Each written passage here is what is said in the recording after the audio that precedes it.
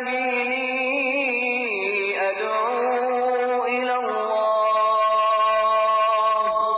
على بصيرة أنا ومن اتبعني وسبحان الله وما أنا من المشركين.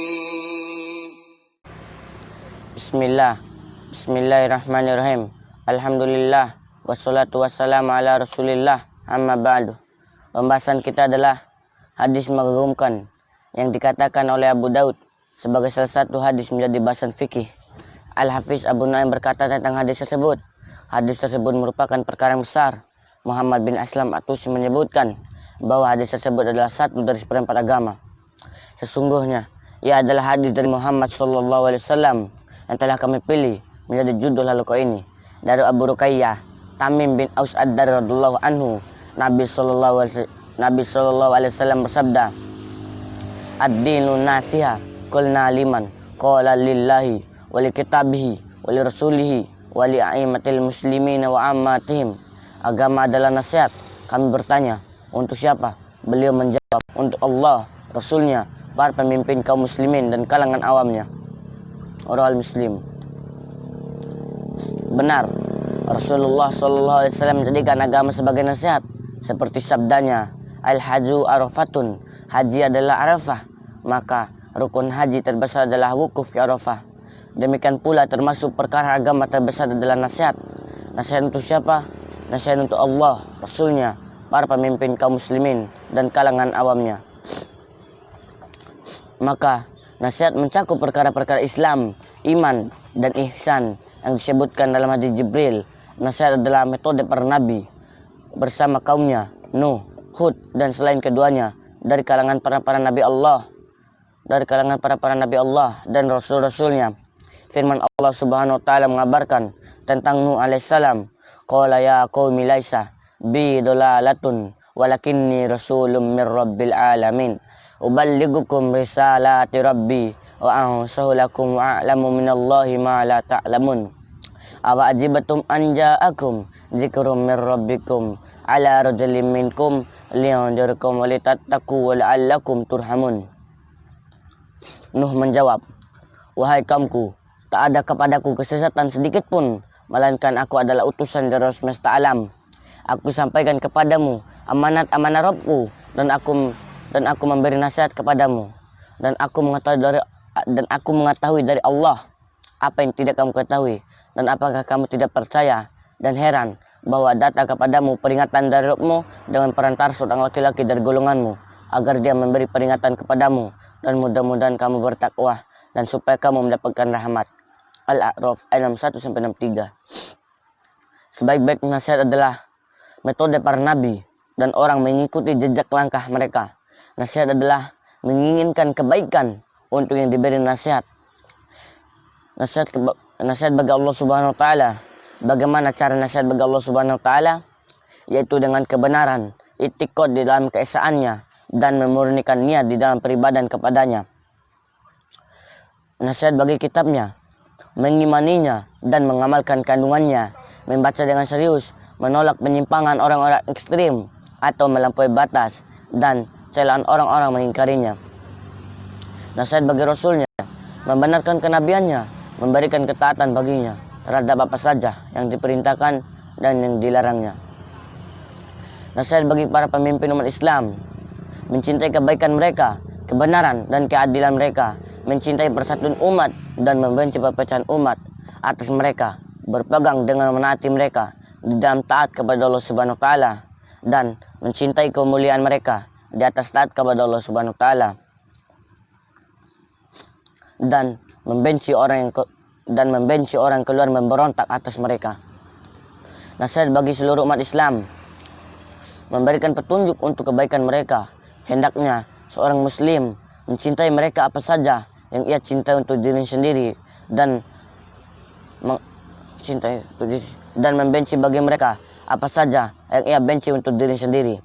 Kasih sayang, menghormati yang tua, mendidik yang jahil, dan menolak orang menyimpang dari kebenaran di antara mereka dengan cara lemah lembut dan kasih sayang. Nabi SAW mengabarkan, Seperti dalam hadis An-Nas yang disepakati oleh Al-Bukhari dan Muslim dari Nabi SAW, beliau bersabda, la yu'minu ahadukum hatta yuhibba li ahihi ma yuhibbu li nafsi. Tidak beriman dengan sempurna seorang dari kalian hingga ia mencintai untuk saudaranya apa saja yang ia cintai untuk diri sendiri. Riwayat Al-Bukhari. Maka sebagaimana engkau mencintai petunjuk, kebaikan dan istiqomah untuk dirimu sendiri, maka demikian pula yang harus engkau nyukai untuk saudaramu sesama muslim. Maka engkau memberikan petunjuk untuk kebaikan mereka dan kebenaran. Apabila ia tersesat dari petunjuk agama, mengingatkannya apabila ia lupa, membantunya apabila ia lemah, meluruskannya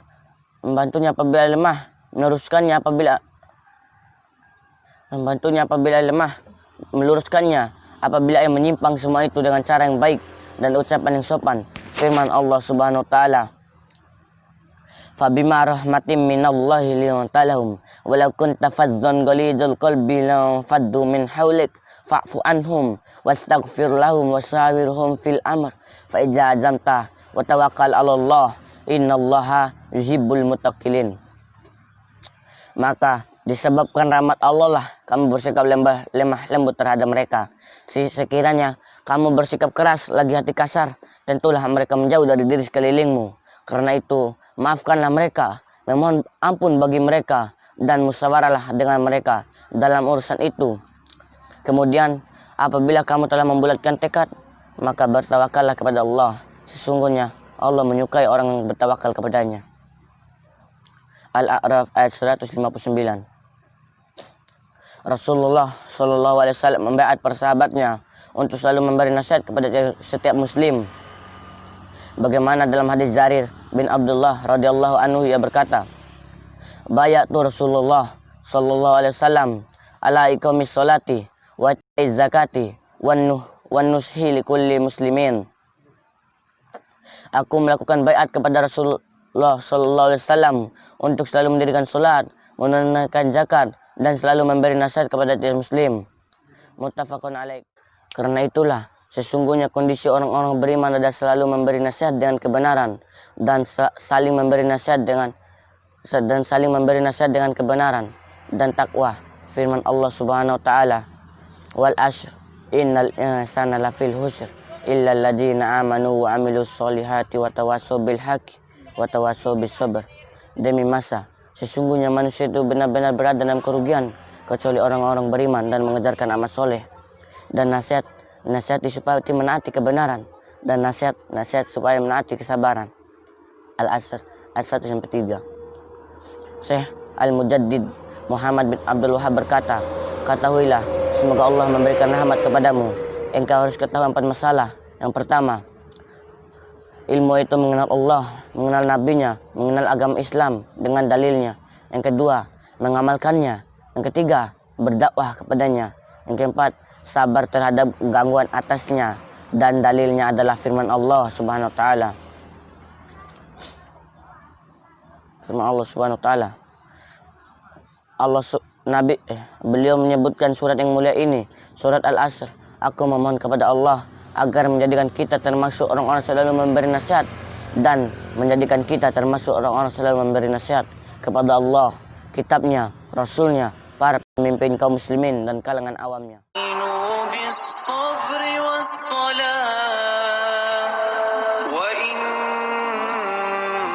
وإنها لكبيرة إلا على الخاشعين